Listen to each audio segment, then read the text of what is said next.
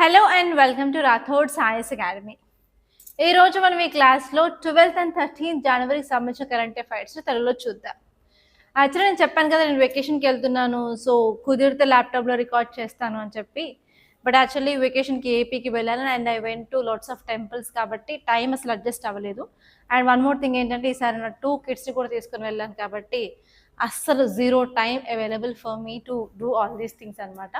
So after returning back vacation okay చేద్దామన్నట్టు చేస్తున్నాను. Actually I don't have any interest of recording this. అయిపోయినవి ఎందుకు ఇప్పుడు రికార్డ్ చేయాలి అని కూడా నాకు డౌట్ ఉండేది. బట్ ఎందుకు చేస్తున్నాను అంటే, గ్రూప్స్ వస్తుంది, ఏపీలో కూడా చాలామంది కాంపిటేటివ్ ఎగ్జామ్ ప్రిపేర్ అవుతున్నారు. అండ్ కరెంట్ అఫైర్స్ వల్ల అట్లీస్ట్ ఒక్క పర్సన్కి హెల్ప్ అయినా చాలు కదా అనే ఉద్దేశంతో నేను చేస్తున్నాను అనమాట. సో కంపల్సరీ ఒక్క పర్సన్ మీరే అని అనుకున్నట్లయితే కంపల్సరీ లైక్ చేయండి. ఓకే, సో ఇక్కడ మనం వచ్చేసి 12th and 13th current affairs తీసుకుంటున్నాను. మళ్ళీ ఇంకో క్వశ్చన్ రావచ్చు, 12th 13 ఓకే, మరి 14th 15th ఎలా మేడం, ఈరోజు 15th కదా అని అంటున్నారు కదా.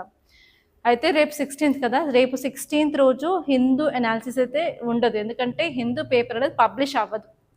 కాబట్టి రేపు ఏం చేస్తాను అంటే 14th 15th సంబంధించిన కరెంట్ అఫైర్స్ ఇంకొక వీడియోలో రికార్డ్ చేసి ఆ వీడియోని రేపు నేను అప్లోడ్ చేస్తాను. ఓకే, ఈ రోజు మాత్రం 12th and 13th చేస్తాను, ఎందుకంటే 11th సండే కాబట్టి సండే యాజ్ యూజువల్ హాలిడే కదా.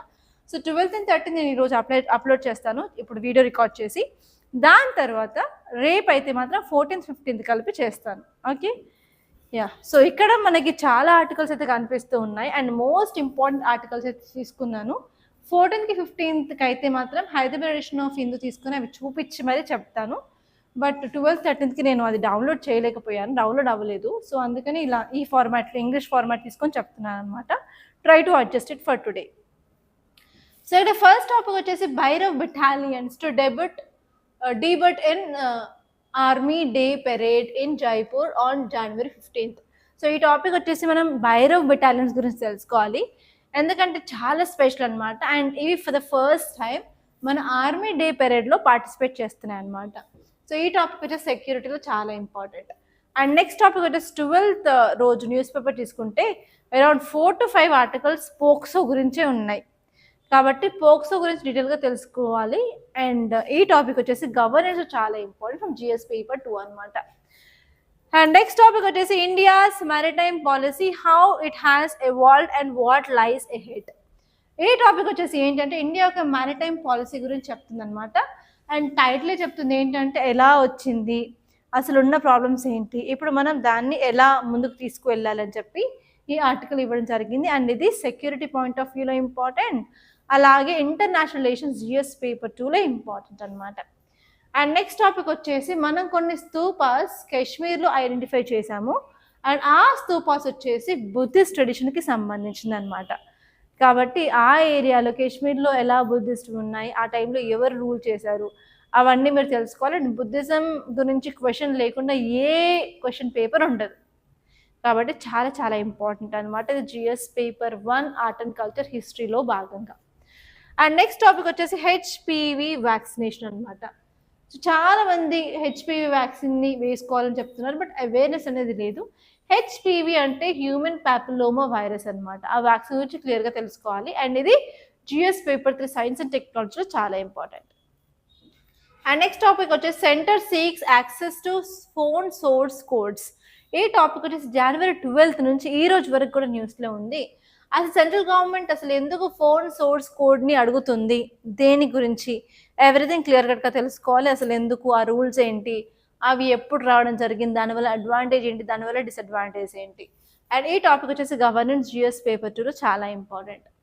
అండ్ నెక్స్ట్ టాపిక్ వచ్చి India Germany sign pact to shore up defence industrial cooperation. ఈ టాపిక్ ఏం చెప్తుందంటే ఇండియా జర్మనీ మధ్య రిలేషన్స్, ఇండియా జర్మనీ రిలేషన్స్ గురించి ఈ ఆర్టికల్ అనమాట. మనం కొన్ని అగ్రిమెంట్స్ అయితే సైన్ చేసుకోవడం జరిగింది, అగ్రిమెంట్స్ ఏంటి, దానివల్ల మనకి అడ్వాంటేజ్ అంటే చూసుకోవాలి. ఎస్పెషల్లీ ఇక్కడ చూసుకోవాల్సిన జర్మనీ మ్యాప్ గురించి క్లియర్ కట్గా మీరు అట్లాస్ ఓపెన్ చేసి చూసుకోవాలన్నమాట. అండ్ నెక్స్ట్ టాపిక్ వచ్చేసి in a first Rajasthan Panchayat get certified for going fully organic. రాజస్థాన్లో ఒక పంచాయత్, ఒక 7 hamletsకి కలిసిన పంచాయత్లో ఫస్ట్ ఫుల్గా ఆర్గానిక్ ఫార్మింగ్ చేస్తారని చెప్పి సర్టిఫికేట్ రావడం జరిగిందనమాట. అందుకని మీరు ఇక్కడ పంచాయత్స్ అంటే ఏంటి, అండ్ ఆ పంచాయత్స్ని ఫస్ట్ ఎక్కడ ఇంప్లిమెంట్ చేయడం జరిగింది, అసలు ఏ ఏ అమెండ్మెంట్స్ చెప్తున్నాయి వాటి గురించి, వాటికి సంబంధించిన ప్రొవిజన్స్ ఏంటి. ఎందుకంటే మీకు యూపీఎస్సీలో చూసుకున్నట్లయితే పాలిటీ పాయింట్ ఆఫ్ వ్యూలో లోకల్ సెల్ఫ్ గవర్నమెంట్ చాలా ఇంపార్టెంట్, పంచాయత్స్ అండ్ మున్సిపాలిటీస్ ఆ పాయింట్ ఆఫ్ వ్యూలో మీరు క్లియర్గా చూసుకోవాలన్నమాట. అండ్ ఈ టాపిక్ వచ్చేసి పాలిటీలో ఇంపార్టెంట్. అలాగే ఆర్గానిక్ ఫార్మింగ్ గురించి మీరు జాగ్రఫీలో అలాగే ఎన్వైర్న్మెంట్ అండ్ ఈకాలజీ కూడా చదువుకుంటారు, అక్కడి నుంచి కూడా చదువుకుంటే సరిపోతుంది. ఓకే, మనం ఫస్ట్ ఆర్టికల్లోకి వెళ్దాము.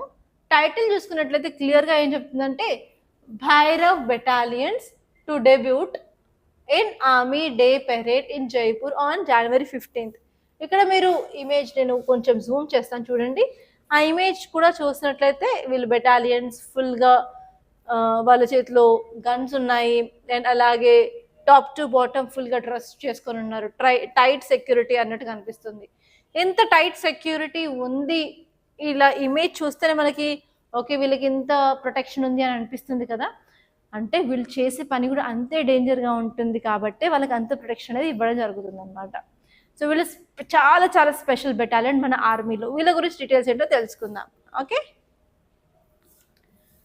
ఈ ఆర్మీ బెటాలియన్, ఇది భైరవ్ బెటాలియన్ అనేది మన ఆర్మీ బెటాలియన్ అనమాట.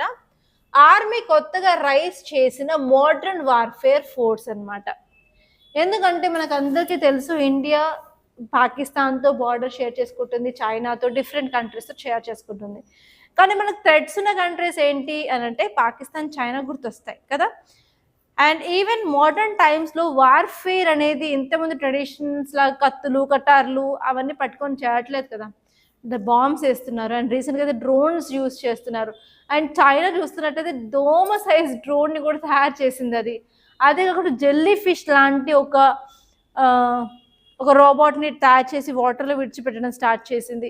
సో అలాంటి మోడర్న్ వార్ఫేర్లో మనం రెడీగా ఉండాలి అన్నట్లయితే మనకి ఇలాంటి మోడర్న్ వార్ఫేర్ సంబంధించిన ఫోర్స్ కూడా ఉండాల్సిందే అని చెప్పి మన గవర్నమెంట్ ఆఫ్ ఇండియా ఈ బెటాలియన్స్ రేస్ చేసింది అనమాట. ఓకే, ఈ బెటాలియన్స్ వచ్చేసి ఫస్ట్ టైం మనకి మన ఆర్మీ డే పెరేడ్లో కనిపించబోతున్నాయి అనమాట. అండ్ ఇక్కడ చూసినట్లయితే వీటినే డెజర్ట్ ఫాల్కన్స్ అని కూడా అంటారు. అండ్ అదే కాకుండా south western commands 4 Bhairav battalions. Okay, దీని ఇంకొక పేరు ఏంటంటే డెజర్ట్ ఫాల్కన్స్, అది గుర్తుపెట్టుకోండి. అండ్ నెక్స్ట్ కొన్ని కీ ఫ్యాక్ట్స్ చూసుకున్నట్లయితే ఆర్మీ కొత్తగా మన మోడర్న్ వార్ఫేర్ ఫోర్స్ భైరవ్ బెటాలియన్స్ని తయారు చేయడం జరిగింది. వాళ్ళు ఇప్పుడు ఆర్మీ డే పెరేడ్లో పార్టిసిపేట్ చేస్తున్నారు కాబట్టి న్యూస్లో ఉందన్నమాట. సో ఇక్కడ కొన్ని ఫ్యాక్ట్స్ చూసుకున్నట్లయితే ఈ భైరవ్ బెటాలియన్స్ అనేవి ఒక new class of compact high technology combat units అనమాట. అవి మన ఇండియన్ ఆర్మీకి సంబంధించినవి. అండ్ నెక్స్ట్ ఒక్క బెటాలియన్లో మనకి 250 సోల్జర్స్ వరకు ఉంటారనమాట. అండ్ ఈ సోల్జర్స్ వచ్చేసి ఇన్ఫాంట్రీ నుంచి, ఆర్టిలరీ నుంచి, ఎయిర్ డిఫెన్స్ నుంచి, సిగ్నల్స్ నుంచి అండ్ ఇతర కంబాట్ సపోర్ట్ ఫోర్సెస్ నుంచి కూడా తీసుకోవడం జరిగింది. ఓన్లీ ఒక దగ్గర నుంచే కాదు, వివిధ రంగాల నుంచి తీసుకున్న వాళ్ళు ఉన్నారనమాట. వీళ్ళు ఏం చేస్తారంటే Swift, surprise, high impact operations చేస్తారనమాట. ఎటువంటి డైవర్స్ ఎన్వైర్న్మెంట్ అయినా సరే వీళ్ళు అక్కడ పార్టిసిపేట్ చేయడం జరుగుతుంది అనమాట. వీళ్ళు ఎలాంటి మిషన్స్ చేస్తారు అంటే ఎనిమీ కంట్రీలోకి వెళ్ళి అక్కడ ఫైటింగ్ చేయడం కానీ, అండ్ వీళ్ళని వచ్చేసి మన ఎనిమీ కంట్రీస్ బార్డర్ దగ్గరనే వీళ్ళని పెట్టడం జరుగుతుంది అనమాట. అండ్ వీళ్ళు వచ్చేసి టాక్టికల్, ఫాస్ట్ బ్రేకింగ్ సిచ్యువేషన్స్లో ఇమ్మీడియట్ రెస్పాన్స్లో వీళ్ళని తీసుకోవడం జరుగుతుంది అనమాట. అండ్ ఈ యూనిట్స్ని ఎందుకు మనం తయారు చేయడం జరిగిందంటే ఫైట్ టు నైట్, ఎటువంటి సిచ్యువేషన్ అయినా విత్ ఇన్ వెరీ షార్ట్ నోటీస్లో వాళ్ళు పార్టిసిపేట్ జరుగుతుంది అనమాట. అండ్ వీళ్ళని Rajasthan, Jammu, Ladakh and north eastern రీజన్లో ఉంచడం జరుగుతుంది. ఓకే, సో ఇదండి. యాక్చువల్లీ మన గవర్నమెంట్ ఏమనుకుందంటే 25 బెటాలియన్స్ రేస్ చేయాలనుకుంటుంది. As of now around 15 battalions అయితే రెడీ చేసింది అనమాట. ఓకే, నెక్స్ట్ ఆర్టికల్ ఇక్కడ చూడండి. ఈ ఆర్టికల్ మీకు అర్థం కావాలి అంటే ఒక చిన్న స్టోరీ చెప్తాను, అది అందరు చూసే ఉంటారు. అది ఒక మూవీ స్టోరీ, అది court movie. Okay, court movie చూసుకున్నట్లయితే అమ్మాయికి 18 years ఉండవు కదా, వాళ్ళు రిలేషన్లో ఉంటారు. యాక్చువల్లీ అమ్మాయి ఫ్రమ్ హయ్యర్ కాస్ట్ అండ్ అబ్బాయి from lower caste and socio economic background కూడా అంత ఉండదు అనమాట అబ్బాయి వాళ్ళకి. సో ఆ అమ్మాయి వాళ్ళ మేనమామకు తెలిసి ఏం చేస్తారు, ఆ అబ్బాయిని ఎలాగైనా సరే అరెస్ట్ చేయించాలని చెప్పి ఉన్న యాక్ట్స్ అని వెతికితే వాళ్ళకి పోక్సో కనిపిస్తుంది. ఆ పోక్సో పెట్టేసి ఇంకా 3-4 చట్టాలని చెప్పేసి ఐపీసీ ప్రకారం ఆ అబ్బాయిని జైల్లో వేస్తారనమాట. అండ్ జైల్లో వేసిన తర్వాత ఒక పబ్లిక్ ప్రాసిక్యూటర్ని అపాయింట్ చేసుకుంటారు వాళ్ళు. చేసుకొని కేసు అనేది వాదిస్తూ ఉంటారు. అందులో మన హీరో వెళ్ళి అది వాదించడం కూడా జరుగుతుంది అనమాట. ఓకే, అలా ఏమవుతుంది అంటే చాలాసార్లు చాలా మందికి అవేర్నెస్ లేక ఈ పోక్సో యాక్ట్ని మిస్యూజ్ చేస్తున్నారు. ఎస్పెషలీ అడాలసెంట్ ఏజ్ అంటే 13 to 19 years ఆఫ్ ఏజ్లో హార్మోన్ రష్ ఉంటుంది. హార్మోన్స్ ఇన్ఫ్లుయెన్సెస్లో నార్మల్లీ అపోజిట్ సెక్స్ వైపు మనకి అట్రాక్షన్ అనేది జరుగుతుంది. ఫర్ ఎగ్జాంపుల్ 100% లవ్ మూవీలో ఒక వర్డ్ అంటారే ఇన్ఫాక్చుయేషన్. సో అలాంటి attraction between girl and boy జరుగుతుంది అనమాట. సమ్ టైమ్స్ ఏమవుతుంది, అది కొంచెం ముదిరి కాస్త సెక్షువల్ రిలేషన్స్, ఫిజికల్ రిలేషన్స్ అనేవి మొదలు పెడతారు. సో కొన్నిసార్లు ఏమవుతుందంటే కన్సెన్స్, అంగీకారంతోనే అలాంటి రిలేషన్స్ మొదలైనప్పటికీ కూడా పేరెంట్స్ ఏం చేస్తారు, వాటిని అంగీకరించకుండా వాళ్ళని ఎలాగైనా విడదీయాలి, ఇలాంటిది జరగకూడదు అని చెప్పి ఇలా పోక్సో కేసుని మిస్యూజ్ చేస్తున్నారని చెప్పడం జరిగిందనమాట. ఈ ఆర్టికల్ దాని గురించే మాట్లాడుతుంది. ఓకే, సో ఇక్కడ ఈ ఆర్టికల్లో టైటిల్ చూసినట్లయితే faster is not fairer in POCSO case clearance numbers. Okay, ఈ ఆర్టికల్ గురించి మీకు అర్థం అవ్వాలి అంటే ఫస్ట్ ఈ 3 పారాగ్రాఫ్లు చదివితే సరిపోతుంది, ఇంకా మిగతా ఏది అక్కర్లేదు అనమాట. ఓకే, ఇక్కడ చూడండి, India crossed a much publicised milestone in 2025. 2025లో ఇండియా ఒక మైల్ స్టోన్ని దాటింది అంటున్నారు. ఆ మైల్ స్టోన్ ఏంటంటే మనం ఫాస్ట్ ట్రాక్ స్పెషల్ కోర్ట్స్ని ఎస్టాబ్లిష్ చేసి ఈ కోర్ట్స్ ద్వారా ఈ పోక్సో కేసెస్ని మనం డీల్ చేస్తున్నాము. అండ్ యాక్చువల్లీ మనకి కేసెస్ ఫైల్ అయిన నెంబర్ ఎంత అంటే 80,320 రిజిస్టర్ కేసెస్ అయ్యాయి. కానీ 2025లో క్లియర్ చేసిన కేసెస్ అంటే డిస్పోజ్ చేసిన కేసెస్ వచ్చేసి 87,754. అంటే 109% ఆఫ్ డిస్పోజల్ రేట్ అనేది మనకి ఏ ఫాస్ట్ ట్రాక్ స్పెషల్ కోర్ట్స్ ద్వారా ఉంది అని చెప్తున్నారనమాట. అంటే ఇక్కడ కేసులు అనేవి చాలా ఫాస్ట్గా అవుతున్నాయి, కానీ ఫెయిర్నెస్ అనేది లేదు అని చెప్పడం జరిగింది. ఓకే, సో ఇక్కడ ఈ 3rd పారాగ్రాఫ్ క్లియర్గా చూసుకున్నట్లయితే అసలు ఈ పోక్సో యాక్ట్ ఎప్పుడు పాస్ అయిందంటే 2012లో పాస్ అయింది. దీని యొక్క ఫుల్ ఫామ్ వచ్చేసి protection of children from sexual offence act. అంటే చిల్డ్రన్ని సెక్షువల్ హెరాస్మెంట్, ఇలాంటి రేప్ కేసెస్, క్రిమినల్ థింగ్స్ నుంచి కాపాడడానికి తీసుకొచ్చిన లా అనేది అనమాట. అసలు ఇది ఎందుకు తీసుకురావడం జరిగిందంటే దీనికంటే ముందు ఉన్న లాస్ కానీ ప్రొవిజన్స్ కానీ రేప్, మొలెస్టేషన్స్ కింద మాట్లాడుతున్నాయి, కానీ ఎస్పెషల్ చిల్డ్రన్కి సంబంధించిన అఫెన్సెస్ గురించి మాట్లాడట్లేదు. కాబట్టి 2012లో పోక్సోని తీసుకురావడం జరిగిందని చెప్పి ఆర్టికల్ చెప్తుంది అనమాట. ఓకే, ఇక్కడ మీరు ఈ ఇన్ఫోగ్రాఫిక్ని చూసుకున్నట్లయితే క్లియర్గా ఒక పాయింట్ అయితే తెలుస్తుందండి. ఆ క్లియర్ పాయింట్ ఏంటంటే 2019లో 10.8% ఆఫ్ కేసెస్ డిస్పోజ్ చేశారు. 2020లో 5% ఆఫ్ కేసెస్ డిస్పోజ్ చేశారు. 2021లో 71% డిస్పోజ్ చేశారు. 2022లో 88% ఆఫ్ కేసెస్ డిస్పోజ్ చేయడం జరిగింది. అండ్ 2023లో వచ్చేసి 90%, 2024లో 87%, 2025లో వచ్చేసి 109%. అంటే 2019 చూసుకున్నట్లయితే నెంబర్ ఆఫ్ కేసెస్ డిస్పోజల్ చేయడం అనేది పెరుగుతూ వస్తుంది. చాలా ఫాస్ట్గా ఫాస్ట్ ట్రాక్ కోర్ట్స్ యూజ్ చేసి మనం డిస్పోజ్ చేస్తున్నామని చెప్పి క్లియర్గా ఈ ఆర్టికల్లో చెప్పడం జరిగిందనమాట. ఓకే, మనం ఇప్పుడు ఈ ఆర్టికల్ గురించి క్లియర్గా తెలుసుకుందాం. అసలు ఎందుకు ఇన్ని ఆర్టికల్స్ ఉండడం జరిగిందంటే రీసెంట్గా సుప్రీంకోర్టు ఒక అనౌన్స్మెంట్ చేసిందనమాట. సుప్రీంకోర్టు జనవరి 2026 ఒక కేసులో ఏం చెప్పిందంటే ఆ కేసు పేరు ఏంటంటే state of UP versus Anirudh అనే కేసులో పోక్సో యాక్ట్ని మిస్యూజ్ చేస్తున్నారు, కన్సెక్షువల్ అడాలసెంట్ రిలేషన్షిప్స్ మీద క్లారిటీ లేదు, అంటే ఆమోదంతోనే ఇలా sexual relations, physical relations start అవుతున్నాయి, కానీ పేరెంట్స్ ఇలాంటి రిలేషన్షిప్స్ని విడదీయాలని చెప్పి ఇలా మిస్యూజ్ చేస్తున్నారని చెప్తున్నారనమాట. దానివల్ల ఇప్పుడు సుప్రీంకోర్టు యూనియన్ గవర్నమెంట్ని ఏమడిగిందంటే if in case any reforms ఏమైనా కావాలి అంటే రిఫార్మ్స్ చేయండి.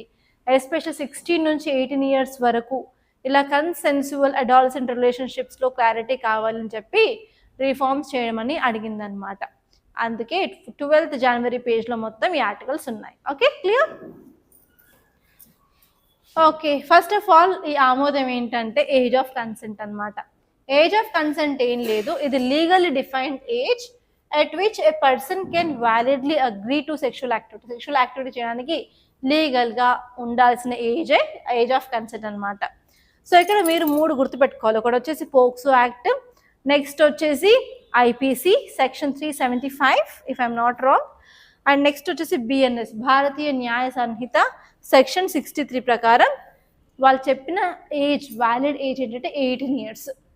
18 ఇయర్స్ కంటే తక్కువ ఏజ్ ఉన్న వాళ్ళు ఎవరైనా సెక్షువల్ రిలేషన్షిప్ కానీ ఫిజికల్ రిలేషన్షిప్లో ఎంటర్ అయితే మాత్రం దాన్ని రేప్ కానీ పరిగణిస్తామని క్లియర్గా ఈ 3 చెప్పాయన్నమాట. సో ఇప్పుడు క్వశ్చన్ అనేది ఈ age of consent 16 to 18 years వాళ్ళకి.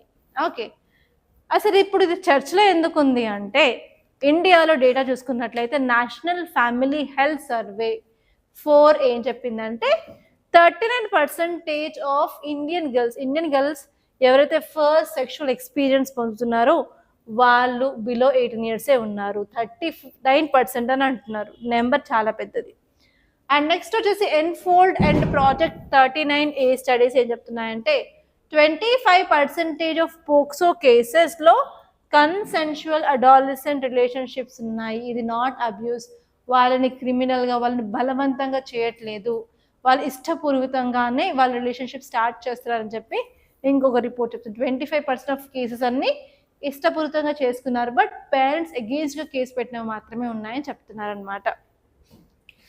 అండ్ పోక్సో కేసు ఎందుకు ఇంక్రీజ్ అవుతున్నాయంటే పేరెంట్స్ అనేది అపోజ్ చేస్తున్నారు, యాక్సెప్ట్ చేయట్లేదు ఈ టీనేజ్ రిలేషన్షిప్స్ని, అందుకని కేసు ఇంక్రీజ్ అవుతున్నాయి అని చెప్తున్నారు అనమాట. అదే కాకుండా మిగతా సుప్రీంకోర్టు జడ్జిమెంట్ చూసుకున్నట్లయితే కరెంట్గా మన ఇండియాలో మనం వాడుతున్న చట్టాలు ఏంటంటే పోక్సో యాక్ట్ 2012 ఒకటి, ఐపీ సెక్షన్ 375 ఒకటి, బిఎన్ఎస్ సెక్షన్ 63 అనమాట. ఇవి ఏం చెప్తున్నాయంటే any sexual activity with a person under 18 years of ఏజ్ని మనం రేప్గానే పరిగణించడం జరుగుతుంది. అది కన్సెంట్ ఉన్నా కన్సెంట్ లేకపోయినా క్లియర్గా చెప్పడం జరిగింది అనమాట. సో అందుకని ఇప్పుడు సుప్రీంకోర్టు 26 జనవరి 10 జడ్జ్మెంట్లో ఏం చెప్పిందంటే ఈ కేసులో state of UP versus Anirudh కేసులో చాలాసార్లు ఈ పోక్సో యాక్ట్ని మిస్యూజ్ చేస్తున్నారు, ఎస్పెషల్లీ రొమాంటిక్ అడాలసెంట్ కేసెస్ అనేవి పెరుగుతూ ఉన్నాయి.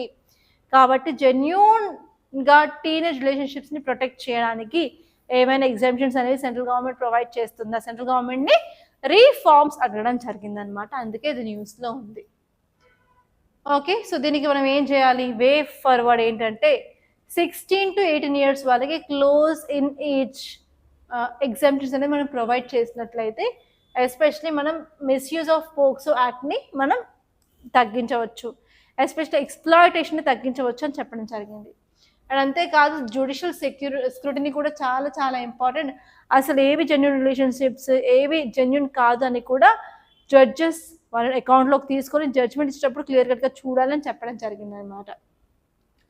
అంతేకాకుండా మన ఇండియాలో సెక్స్ ఎడ్యుకేషన్ని మనం స్ట్రెంథన్ చేయాలి, ఎస్పెషల్లీ అడాలసెంట్ పీపుల్స్కి, అడాలసెంట్ చిల్డ్రన్, టీనేజ్లో ఉన్న వాళ్ళకి అసలు సెక్స్ అంటే ఏంటి, అసలు ఎందుకు ఇలాంటి కోరికలు కలుగుతాయి, అసలు హార్మోన్స్ ఏంటి, జస్ట్ మనం ఏంటంటే dopamine short term effect, dopamine long term effects అవన్నీ చెప్పినట్లయితే మనకు క్లియర్ కట్గా వాళ్ళకి ప్రాపర్గా అవేర్నెస్ అనేది ప్రొవైడ్ చేస్తామన్నమాట. అండ్ అంతేకాకుండా కౌన్సిలింగ్ కూడా ప్రొవైడ్ చేయాల్సి ఉంటుంది. కౌన్సిలింగ్ పేరెంట్స్కి ఉండాలి అండ్ ఆల్సో అడాలసెంట్స్కి ఉండాలన్నమాట. అండ్ వాళ్ళ యొక్క బౌండరీస్ ఏంటి, వాళ్ళ బౌండరీస్ దాటకుండా ఉండడానికి తీసుకోవాల్సిన చర్యలను తీసుకోవాల్సి ఉంటుంది. అండ్ అంతేకాకుండా ఎవరైతే ఇలా తప్పుడు కేసు బారిన పడతారో మన హీరో ఆఫ్ ద మూవీ ఎవరు ఇన్ ద కోర్ట్ మూవీ అనమాట. సో అలా పడిన వాళ్ళకి ప్రాపర్గా మనం సపోర్ట్ అనేది ప్రొవైడ్ చేయాల్సి ఉంటుంది, లీగల్ ఎయిడ్ కంపల్సరీ ఉండాల్సి ఉంటుంది అనమాట. ఓకే, ఇదండి, ఇవన్నీ చూసుకుంటే సరిపోతుంది. అండ్ నెక్స్ట్ ఆర్టికల్ మీకు టైటిల్ చూసినట్లయితే India's maritime policy how it has evolved and what lies ahead. So ఈ టాపిక్ వచ్చేసి ఏంటంటే ఇండియా యొక్క మ్యారిటైమ్ పాలసీ. మ్యారిటైమ్ అంటే ఏం లేదండి, వాటర్కి సంబంధించింది. మరి ఇండియా వాటర్కి సంబంధించిన పాలసీ ఎందుకు తీసుకురావాల్సి వచ్చింది? దాని అవసరం ఏంటంటే ఇండియా ఒక ఇమేజ్ ఆర్ మ్యాప్ మీరు ఇక్కడ చూసుకున్నట్లయితే ఇండియాని పెనిన్సులా అంటాము. ఎందుకంటే ఒక సైడ్ ఇక్కడ ల్యాండ్ ఉంటుంది, ఇటు సైడ్ మొత్తం 3 వంకల మనకి వాటర్ అనేది ఉంటుంది. ఇక్కడ వచ్చేసరికి అరేబియన్ సీ ఉంటుంది, ఇక్కడ బే ఆఫ్ బెంగాల్ ఉంటుంది, ఇక్కడ ఇండియన్ ఓషన్ ఉంటుంది కదా. అండ్ ఇండియా యొక్క కోస్ట్ లైన్ వచ్చేసి 11,098 కిలోమీటర్స్ అన్నమాట. కాబట్టి కంపల్సరీ ఇండియాకు ఒక మెరిటైమ్ పాలసీ అనేది ఉండాలి. సో ఇప్పుడు మనం హిస్టరీ చూసుకున్నట్లయితే మన మెరిటైమ్ పాలసీ, సో అసలు ఇప్పుడు మెరిటైమ్ పాలసీ న్యూస్లో ఉండడానికి రీజన్ ఏంటి అంటే ఒక బుక్ అన్నమాట. ఆ బుక్ పేరు ఏంటంటే the Routledge handbook of maritime India. ఆ బుక్ చెప్పిన సారాంశం ఏంటంటే ఇండియాకి మెరిటైమ్ పాలసీ బాగుంది. ఆ మెరిటైమ్ పాలసీ రావడానికి రీజన్ ఏంటంటే దాని యొక్క హిస్టరీ అండ్ జాగ్రఫీ. జాగ్రఫీ చూసేసాం మనం, పెనిన్సులా అంటున్నాము. అండ్ హిస్టరీ చూసుకునేసరికి ఇప్పుడు మనం వే బ్యాక్ ఏన్షియంట్ పీరియడ్కి వెళ్తే అక్కడ మనకి ఐవీసీ ఉంటుంది, ఇండస్ వ్యాలీ సివిలైజేషన్. ఆ టైం నుంచే ఇండియాకి వేరే సివిలైజేషన్స్తో ట్రేడ్ అనేది జరుగుతుంది. ఆ ట్రేడ్ ఎలా జరుగుతుంది? ప్రాపర్గా మనకి మెరిటైమ్ పాలసీ ఉంది కాబట్టే జరుగుతుంది అనమాట. సో ఇక్కడ మీరు తెలుసుకోవాల్సింది ఏంటంటే మన యొక్క మెరిటైమ్ పాలసీకి సంబంధించిన హిస్టరీ ఏంటి, మనం ఫేస్ చేస్తున్న ప్రాబ్లమ్స్ ఏంటి, అసలు ఇండియాకి ఇండియన్ ఓషన్ యొక్క ఇంపార్టెన్స్ ఏంటి, ఓకే, అండ్ వే ఫార్వర్డ్ ఏంటి, ఇవన్నీ తెలుసుకుంటే సరిపోతుంది అనమాట.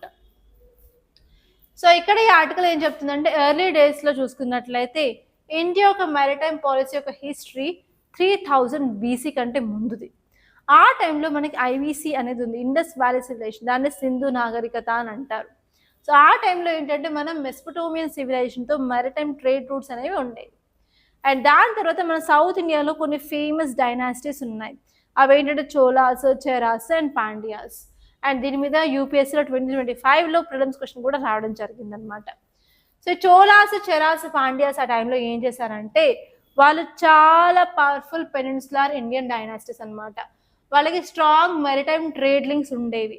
ఏ కంట్రీస్తో అంటే సుమత్రా, జావా, మలాయ్ పెనిన్సులా, చైనాతో. అండ్ దాని తర్వాత అరబ్స్ వచ్చారు, Arabs conquest around 8th century AD అప్పుడు. అండ్ అప్పుడు ఏంటంటే చాలా మంది ట్రేడర్స్గా రావడం జరిగింది ఇండియాకి. అండ్ నోడల్ పాయింట్స్ కూడా తీసుకురావడం జరిగింది. వెస్ట్ ఏషియా ఒక నోడల్ పాయింట్గా మారింది అనమాట.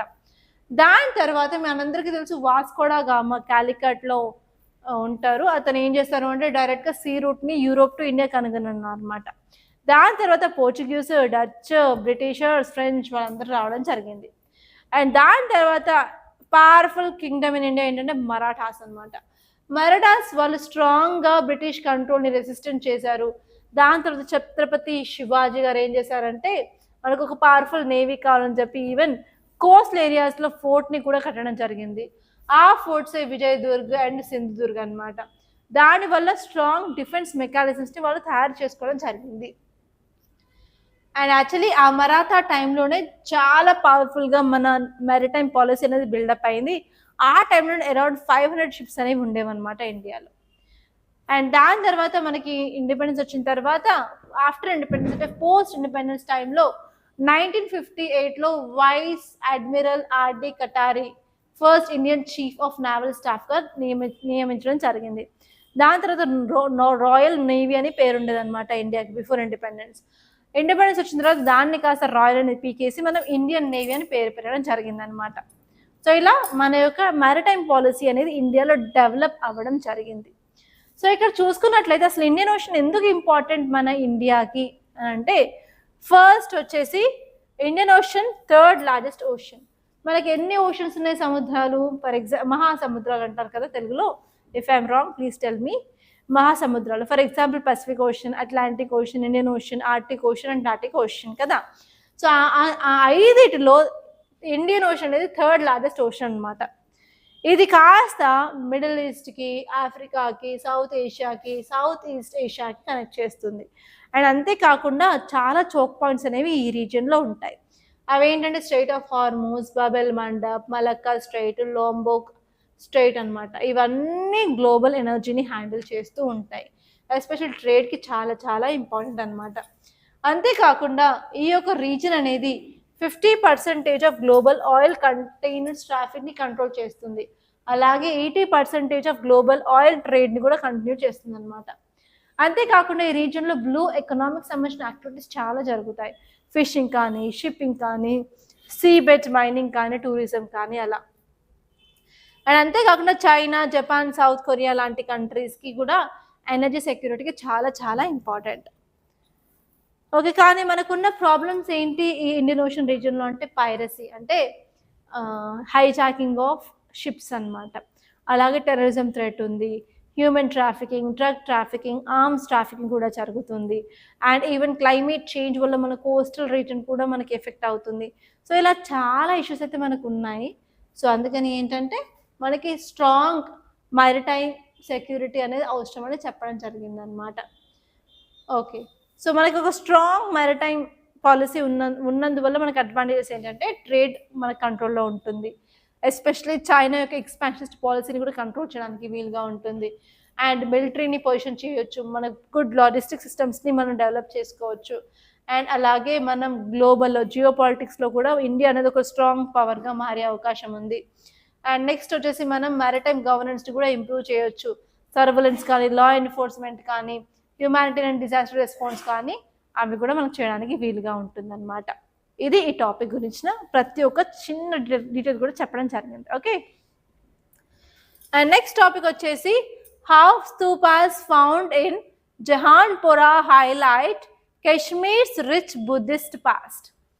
సో నేను ఏం చెప్తున్నాను అంటే ఈ బుద్ధిస్ట్ సంబంధించిన స్తూపాస్ కాశ్మీర్లో జహాన్పురా రీజియన్లో కనిపించాయి అన్నమాట.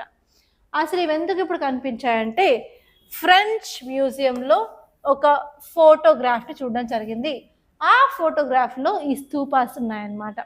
దాని తర్వాత ఆర్కియాలజిస్ట్ని మనం పెట్టేసి మనం అక్కడ తవ్వకాలు స్టార్ట్ చేసాం. ఆ తవ్వకాలలో మనకి ఇక్కడ స్తూపాస్ అనేవి కనిపించడం జరిగిందనమాట.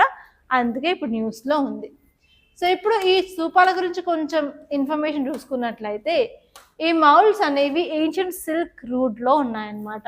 ఈ సిల్క్ రూట్ ఏంటంటే ఇండియా నుంచి కాందహార్ నుంచి ఇంకా ముందు వరకు కూడా కనెక్ట్ చేసే అవకాశం ఉంది. అండ్ జహాన్పురా అనేది మనకి good number of Buddhist stupas అక్కడైతే కనిపించడం జరిగింది. అంతేకాకుండా urban settlement complex, it may be chaityas or viharas, whatever it may be, దానికి క్లారిటీ అనేది ఇంకా రాలేదు. కానీ చైత్యాస విహారాస తెలియదు, కానీ అక్కడ ఒక అర్బన్ సెటిల్మెంట్ కాంప్లెక్స్ అనేది కనిపించడం జరిగింది.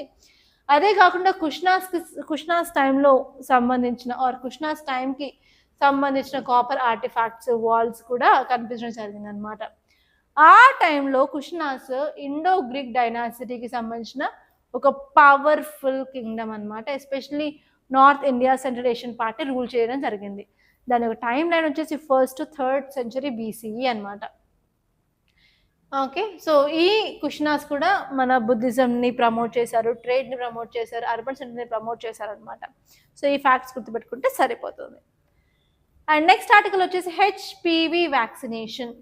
సో ఈ ఆర్టికల్ ఏం చెప్తుందంటే large population based study has shown that high HPV vaccination coverage చేయడం వల్ల మనం సర్వైకల్ క్యాన్సర్ని తగ్గించవచ్చు. అది ఈవెన్ వ్యాక్సిన్ వేసుకొని వాళ్ళ పైన కూడా ఇంపాక్ట్ ఉంటుంది, వాళ్ళకి కూడా హర్డ్ ఇమ్యూనిటీ అనేది వస్తుంది అని చెప్పడం జరిగింది అనమాట. అంటే కంపల్సరీ మనం వ్యాక్సిన్ వేసుకోవడం వల్ల ఈ సర్వైకల్ క్యాన్సర్ని తగ్గించవచ్చు అని చెప్పడం జరిగింది. అసలు సర్వైకల్ క్యాన్సర్ ఏంటో చూడాలంటే ఫస్ట్ చూడండి ఇమేజ్. ఈ ఇమేజ్ వచ్చేసి ఫీమేల్ రీప్రొడక్టివ్ సిస్టమ్ సంబంధించింది అనమాట. ఇది మొత్తం వచ్చేసి వూంబ్, గర్భగుడి అని అంటారు కదా, గర్భం, నాకు కరెక్ట్గా తెలుగు అయితే తెలియదు, యూట్రస్ అనమాట. ఈ 2 ఫింగర్ లైక్ ప్రొడక్షన్స్ కనిపిస్తున్నాయి కదా, అవి ఏంటంటే ఫాలోపియన్ ట్యూబ్స్. ఇక్కడ ఒక ట్యూబ్ ఉంటుంది, ఇక్కడ ఒక ట్యూబ్ ఉంటుంది అనమాట. అండ్ దాని కింద మనకి ఎగ్ బ్యాగ్ అంటే ఓవరీస్ ఉంటాయి. ఇక్కడ ఒక ఓవరీ, ఇక్కడ ఒక ovary, right ovary, left ovary అనమాట. అండ్ ఇదేంటంటే గర్భాశయం ముఖ ద్వారాన్ని మనం సర్విక్స్ అని అంటాం. సో నార్మల్గా ఏంటంటే ఉమెన్ మ్యారేజ్ చేసుకున్న తర్వాత సెక్షువల్ యాక్టివిటీ అనేది ఉంటుంది. దానివల్ల ఏంటంటే సెక్షువల్లీ ట్రాన్స్మిటెడ్ వైరస్ కూడా మనకి ఈ గర్భాశయం ముఖ ద్వారాన్ని ఎఫెక్ట్ చేసే అవకాశం ఉంటుందన్నమాట. దాన్ని ఏమైనా హెచ్పివి వైరస్ అంటాము. ఫుల్ ఫామ్ వచ్చేసి హ్యూమన్ పాపిలోమా వైరస్ అనమాట. ఇది ఏం చేస్తుందంటే ఇక్కడ మొత్తం ఇరిటేషన్ అదంతా తీసుకొచ్చి రెడ్నెస్ వచ్చేసి స్వెల్లింగ్ వచ్చేసి అక్కడ ట్యూమర్స్ అనేవి డెవలప్ అవుతాయి అనమాట. దాన్ని సర్వైకల్ క్యాన్సర్ అని అంటాం. సో ఈ సర్వైకల్ క్యాన్సర్ని నివారించడానికి రీసెంట్గా సర్వీవాక్స్ అనే వ్యాక్సిన్ని కనుగొన్నారు. అదేంటంటే అమ్మాయిల్లో 9 to 14 years or 13 years మధ్యలో వాళ్ళకి ఇవ్వచ్చు అనమాట. 9 ఇయర్స్ అమ్మాయిలకైతే 2 డోసులు సరిపోతుంది. 13 ఇయర్స్ అమ్మాయిలకైతే 3 డోసులు అనేది ఇవ్వాలన్నమాట. అండ్ మళ్ళీ ఇంకో డౌట్ వస్తుంది, అంటే పెళ్ళైన వాళ్ళు వేసుకోవద్దా, లేకపోతే పిల్లలు పుట్టిన వాళ్ళు వేసుకోవద్దా అంటే వేసుకోవచ్చు. కాకపోతే గైనకాలజిస్ట్ దగ్గరికి వెళ్ళేసి ఫస్ట్ ఒకసారి ప్యాప్స్మియర్ టెస్ట్ చేసి దాని తర్వాత వేసుకోవాల్సి ఉంటుంది. ఎస్పెషలీ ఎవరైతే పెళ్ళైన వాళ్ళు ఉంటారో లేకపోతే పిల్లల్ని కన్న వాళ్ళు ఉంటారో వాళ్ళకైతే కంపల్సరీ ఒకసారి ప్యాప్స్మియర్ టెస్ట్ చేసి వేయడం జరుగుతుంది అనమాట. So 9 or 13 years especially sexual activity start అవ్వకముందే ఈ వ్యాక్సిన్ అనేది ఇప్పించినట్టయితే వాళ్ళకి చాలా ఎక్కువ ప్రొటెక్షన్ అనేది ఉంటుందన్నమాట. దీని యొక్క కాస్ట్ వచ్చేసి మనకు డిఫరెంట్ స్ట్రెయిన్స్ ఉంటాయన్నమాట. ఆ స్ట్రెయిన్స్ బట్టి 1500 నుంచి 3000, 4000, 5000 వరకు కూడా ఉంటుందన్నమాట. మీరు ఆ వ్యాక్సిన్స్ ఎక్కడ వేస్తారు అంటే గైనకాలజిస్ట్ దగ్గరికి వెళ్ళి మీరు అపాయింట్మెంట్ తీసుకొని మాట్లాడిన తర్వాత వాళ్ళు వేస్తారనమాట. నార్మల్గా చిల్డ్రన్ హాస్పిటల్స్లో దొరకవు, గైనకాలజిస్ట్ దగ్గర దొరుకుతాయి అనమాట ఈ వ్యాక్సిన్స్. ఓకే, ఇప్పుడు ఈ వ్యాక్సిన్ గురించి చూసుకున్నట్లయితే అసలు ఈ హెచ్పివి అనేది common sexually transmitted infection, sex ద్వారా ట్రాన్స్మిట్ అయ్యే ఇన్ఫెక్షన్ అనమాట. ఇవన్నీ ఏంటంటే ఇన్ఫెక్షన్ వచ్చినప్పటికీ కూడా మనకు చాలాసార్లు సిమ్టమ్స్ అనేది తెలియదు, ఏసిమ్టమాటిక్గానే ఉంటాయి. అండ్ ఈ వైరస్ వచ్చేసి డిఎన్ఏ వైరస్ అనమాట. అండ్ ఇది వచ్చేసి పాపిల్లోమా విరిడే ఫ్యామిలీకి సంబంధించిన వైరస్. అండ్ నార్మల్లీ ఈ సర్వైకల్ క్యాన్సర్ వచ్చిన వాళ్ళు 95% రీజన్స్ ఏముంటాయంటే ఈ వైరసే రీజనే ఉంటుంది అనమాట. అందుకే దీన్ని కంట్రోల్ చేయడానికి హెచ్పివి వ్యాక్సిన్ యూజ్ చేయమని చెప్తారు. అండ్ ఈ human papilloma virus only cervical క్యాన్సరే కాదు, వేరే క్యాన్సర్ని కూడా కాజ్ చేస్తుంది. అవి ఏంటంటే anal cancer, vaginal cancer, vulvar cancer, penile cancer, oropharyngeal cancer అనమాట. Okay, clear? నేను వ్యాక్సిన్ గురించి ఆల్రెడీ క్లియర్గా చెప్పాను. అండ్ నెక్స్ట్ ఆర్టికల్ వచ్చేసి centre seeks access to phone source code. ఈ టాపిక్ అయితే January 12th నుంచి ఈరోజు January 15th వరకు కూడా న్యూస్లో ఉందండి. ఈ టాపిక్ ఏంటంటే అసలు మన గవర్నమెంట్ ఆఫ్ ఇండియా ఏం ప్లాన్ చేస్తుందంటే మనకి ఫోన్లు మ్యానుఫ్యాక్చర్ చేసే కంపెనీస్ చాలా ఉంటాయి. మీ అందరికి యాపిల్, శాంసంగ్, రెడ్మీ, ఇంకేముంటాయి OnePlus అలాంటి బ్రాండ్స్ అయితే తెలుసు కదా. ఆ మ్యానుఫ్యాక్చర్ చేసిన కంపెనీస్ని ఏమడిగాయంటే మనకి మ్యానుఫ్యాక్చర్ చేసినప్పుడు ఒక సోర్స్ కోడ్ అనేది ఉంటుందన్నమాట. ఆ సోర్స్ కోడ్ని ఇవ్వండి, మాకు ఏమైనా అనాలిసిస్ చేయాలనుకున్నట్లయితే మాకు యూస్ అవుతుందని చెప్పి అడగడం జరిగింది.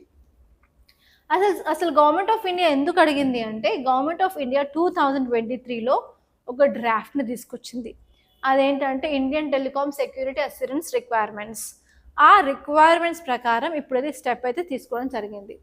సో ఇప్పుడు ఆ రిక్వైర్మెంట్స్ ఏంటో క్లియర్గా చూసుకున్నట్లయితే మన గవర్నమెంట్ ఆఫ్ ఇండియా ఎవరైతే మొబైల్ ఫోన్స్ మ్యానుఫ్యాక్చర్ చేస్తున్నారో వాళ్ళని సోర్స్ కోడ్ షేర్ చేయమని చెప్పింది అనమాట ఫస్ట్.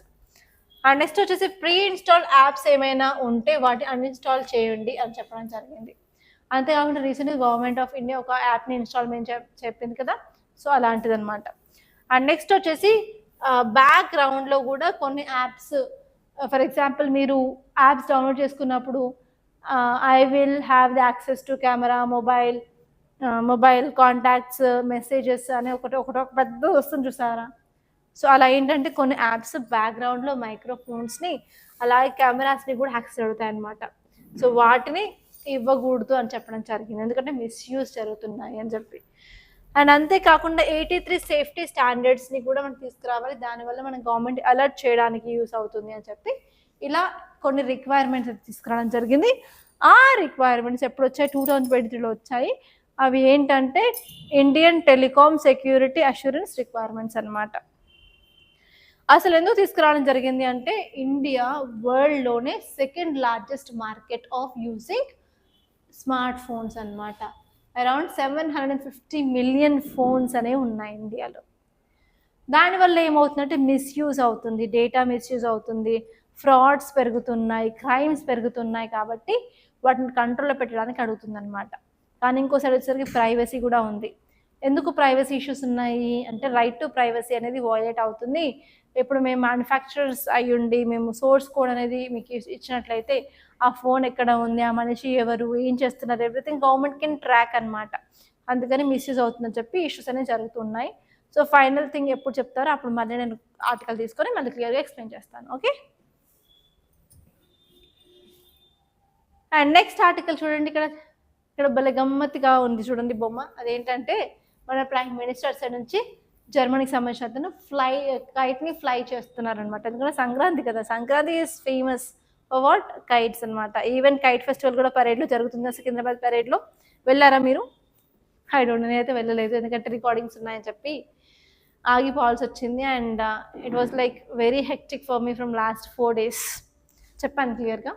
ఓకే, సో ఇక్కడ ఈ ఆర్టికల్ చూసుకున్నట్లయితే ఇండియా జర్మనీ రిలేషన్స్ గురించి మాట్లాడుతుంది అనమాట. సో కంటెక్స్ట్ చూసుకున్నట్లయితే ఇండియా అండ్ జర్మనీ ఏం చేశారు, అగ్రిమెంట్స్ సైన్ చేయడం జరిగింది. ఆ అగ్రిమెంట్స్ దేని గురించి అంటే defence, technology, health, energy, human రిసోర్సెస్కి సంబంధించింది అనమాట. అసలు జర్మనీ నుంచి ఎవరు వచ్చారు? జర్మనీ వైస్ ఛాన్సలర్ వచ్చారు. అతను 2 days విజిట్కి ఇండియాకు రావడం జరిగింది. అక్కడ ఇవన్నీ జరిగాయి అన్నమాట. మేజర్ అవుట్కమ్స్ అసలు ఏం జరిగాయి ఈ మీటింగ్లో అంటే 19 అగ్రిమెంట్స్ సైన్ చేయడం జరిగింది. ఫస్ట్ వచ్చేసి డిఫెన్స్ అండ్ సెక్యూరిటీ అగ్రిమెంట్ అనమాట. సో ఏంటంటే బయలాటరల్ డిఫెన్స్ ఇండస్ట్రియల్ కోఆపరేషన్ మీద ఇండియా అండ్ జర్మనీ కలిసి డెవలప్మెంట్ చేసే అగ్రిమెంట్, అలాగే టెక్నాలజీ ప్రొడక్షన్ కానివ్వండి, టెక్నాలజీ పార్ట్నర్షిప్స్ మీద అగ్రిమెంట్స్ అనమాట. అంతేకాకుండా మన ట్రేడ్, ఎకనామీ అండ్ టెక్నాలజీని ఇంప్రూవ్ చేయడానికి కూడా మనం ఒక అగ్రిమెంట్ సైన్ చేయడం జరిగింది. యాజ్ ఆఫ్ నౌ 2024 ప్రకారం చూసుకున్నట్లయితే ఇండియా జర్మనీకి మధ్య ట్రేడ్ $50 బిలియన్ ఉందన్నమాట. దాన్ని కాస్త ముందు రోజులలో దాన్ని పెంచాలనుకుంటున్నారు. అంతేకాకుండా కోఆపరేషన్ చేయాలనుకుంటున్నారు సెమీ కండక్టర్ ప్రొడక్షన్లో, క్రిటికల్ మినరల్స్లో, టెలికమ్యూనికేషన్స్లో, డిజిటలైజేషన్లో, ఏఐలో. అండ్ అంతేకాకుండా గ్రీన్ అండ్ సస్టైనబుల్ డెవలప్మెంట్ పార్ట్నర్షిప్ని కూడా ఫోకస్ చేయాలనుకుంటున్నారు. 2030 నాటికి దాన్ని స్ట్రాంగ్గా చేయాలనుకుంటున్నారు. Especially battery storage, solar manufacturing, wind energy మీద వాళ్ళు జాయింట్గా వర్క్ చేయాలి అనుకుంటున్నారు. అండ్ అంతేకాకుండా ఇండియా జర్మనీ కలిసి even India middle east Europe economic corridor గురించి, రిఫార్మ్స్ కూడా అంటే United nations security council reforms గురించి కూడా, global issues and regional issues గురించి కూడా మాట్లాడడం జరిగిందనమాట. అంతేకాకుండా జర్మనీ ఏం చెప్పారు అంటే వీసా ఫ్రీ ట్రాన్సిట్ ట్రేడ్ని మేము యాక్సెప్ట్ చేస్తున్నాము ఇండియన్స్కి. దానివల్ల ఇండియా నుంచి వచ్చే వాళ్ళు రావచ్చు ఇండియాకి అండ్ జర్మనీకి మధ్యలో people to people movement, people to people contact exchange కూడా పెరుగుతుంది అని చెప్పడం జరిగింది. దాని అంతేకాకుండా హైయర్ ఎడ్యుకేషన్ రిలేటెడ్ అగ్రిమెంట్స్ కానీ, స్కిల్లింగ్కి సంబంధించి renewable energy training, sports cooperation, maritime heritage, అలాగే యూత్ ఎక్స్చేంజ్ కూడా చేసుకోవాలనుకుంటున్నారు. అంతేకాకుండా రీసెర్చ్ అండ్ డెవలప్మెంట్లో కూడా ఇంకా రిలేషన్షిప్ని స్ట్రాంగ్ చేయాలని కూడా మాట్లాడడం జరిగిందనమాట. ఓకే, నెక్స్ట్ టాపిక్ వచ్చేసి in efforts Rajasthan Panchayat gets certified for going fully organic. So ఈ టాపిక్ ఏం చెప్తుంది అంటే రాజస్థాన్ పంచాయత్ అనేది కంప్లీట్గా ఆర్గానిక్ అగ్రికల్చర్ చేస్తుంది అని చెప్పి సర్టిఫికేట్ వచ్చిందని చెప్పడం జరిగింది అనమాట. అసలు ఆర్గానిక్ ఫార్మింగ్ అంటే ఏంటంటే ఇది సస్టైనబుల్ అగ్రికల్చర్ సిస్టమ్. ఇందులో కెమికల్ ఇన్పుట్స్, కెమికల్స్ని యూజ్ చేయకుండా న్యాచురల్ ప్రోడక్ట్స్ని యూజ్ చేసి అగ్రికల్చర్ని చేయడం జరుగుతుంది అనమాట. అండ్ ఈవెన్ పెస్ట్ కంట్రోల్ అంటే మనకి పురుగులు పట్టడం కానీ అలాంటివి వస్తుంటాయి కదా, సో అలాంటి వాటికి కూడా న్యాచురల్లీ అవైలబుల్ థింగ్స్ అంటే నీమ్ ఆయిల్ అలాంటివి యూజ్ చేసి చేస్తారనమాట అగ్రికల్చర్. దానివల్ల మనం ఫుడ్ ప్రొడ్యూస్ చేసేది చాలా సేఫ్గా ఉంటుంది, అలాగే ప్రొడక్షన్ కాస్ట్ తగ్గడం జరుగుతుంది, సాయిల్ హెల్త్ని ఇంప్రూవ్ చేయడం జరుగుతుంది, అండ్ ఈవెన్ క్లైమేట్ చేంజ్ కూడా మిటిగేట్ చేయడానికి యూస్ఫుల్గా ఉంటుందని చెప్పడం జరిగింది అనమాట. సో దీనివల్ల అడ్వాంటేజెస్ ఏంటంటే మనం ఎన్వైర్న్మెంట్ హెల్త్ని మెయింటైన్ చేయొచ్చు, అలాగే పొల్యూషన్ని కూడా కంట్రోల్ చేయొచ్చు అనమాట. అంతేకాకుండా మనకి లెవెల్ ఆఫ్ రెసిడ్యూస్ని కూడా మనం కంట్రోల్ చేయొచ్చు. అండ్ నెక్స్ట్ వచ్చేసి మన అగ్రికల్చర్ ప్రొడక్షన్ని కూడా సస్టైనబుల్ లెవెల్లో మెయింటైన్ చేయవచ్చు, మన సాయిల్ హెల్త్ని ఇంప్రూవ్ చేయొచ్చు, అలాగే మనం న్యాచురల్ రిసోర్సెస్ని ఒక ఆప్టిమల్ లెవెల్లో యూటిలైజ్ చేసుకోవడానికి యూస్ఫుల్గా ఉంటుందన్నమాట. అండ్ అంతేకాదు క్రాప్ ఫెయిల్యూర్ ఒక రిస్క్ని కూడా కంట్రోల్ చేయవచ్చు. అండ్ ఈవెన్ సాయిల్కి కావాల్సిన రూట్ పెనిట్రేషన్ కానీ, వాటర్ హోల్డింగ్ కెపాసిటీ కానీ, ఎరోషన్ కానీ అవన్నీ మనం తగ్గించి ఇంప్రూవ్ చేయడానికి యూస్ఫుల్గా ఉంటుంది. అండ్ అంతేకాకుండా న్యూట్రియంట్స్ని పెంచడం కానీ, న్యూట్రియంట్ లాస్ని తగ్గించడం కానీ అవన్నీ మనం ప్రమోట్ చేయొచ్చు అని ఈ ఆర్టికల్లో క్లియర్గా చెప్పారనమాట. సో ఇవన్నీ ఇంపార్టెంట్ టాపిక్స్. ఇక్కడ నేను ప్రిలిమ్స్ ప్రాక్టీస్ క్వశ్చన్స్ ఇవ్వలేదు ఎందుకంటే చాలా లెంతీ అయిపోతుందని. సో నెక్స్ట్ వీడియోలో 14th and 15th చెప్తాను కదా, అక్కడ నేను 14th సంబంధించిన ప్రిలిమ్స్ క్వశ్చన్స్ చేశాను అండ్ 15th సంబంధించిన క్వశ్చన్స్ చేశాను, అవి క్లియర్గా చెప్తాను. సో ఈ వీడియోతో పాటు నెక్స్ట్ వీడియో కూడా చూసినట్లయితే మీకు ఎక్కడ కరెంట్ అఫైర్స్ అయితే మిస్ అవ్వవు, that is my guarantee. And thank you so much guys for watching. And మీకు ఈ వీడియో నచ్చితే లైక్ చేయండి. అండ్ ముందే క్లియర్గా చెప్పాను అసలు చేయడానికి ఇంట్రెస్ట్ లేదు, బట్ అట్లీస్ట్ ఒక్కరికి హెల్ప్ఫుల్ అయినప్పటికీ అయినా కూడా చాలు అని అనుకొని నేను చేస్తున్నాను. కాబట్టి కంపల్సరీ మీకు హెల్ప్ అయింది అనుకున్నట్టు లైక్ అయితే చేయండి. అసలు లైక్ చేస్తే ఏమవుతుందంటే ఈ వీడియోకి బూస్ట్ వచ్చేసి రీచ్ అనేది పెరుగుతుందనమాట. So that is very important for us, right? So compulsory like అయితే చేయండి. అండ్ అలాగే మీకు ఈ వీడియో నచ్చినట్లయితే లైక్ చేయండి, అలాగే షేర్ చేయండి. అండ్ మన ఛానల్ని సబ్స్క్రైబ్ చేసుకునే వాళ్ళు ఎవరైనా ఉంటే సబ్స్క్రైబ్ అయితే కంపల్సరీ చేసుకొని బెల్ ఐకాన్ నొక్కినట్లయితే మేము ఎప్పుడైతే వీడియో పెడతామో అప్పుడు మీకు నోటిఫికేషన్ అనేది వస్తుంది. Thank you so much guys.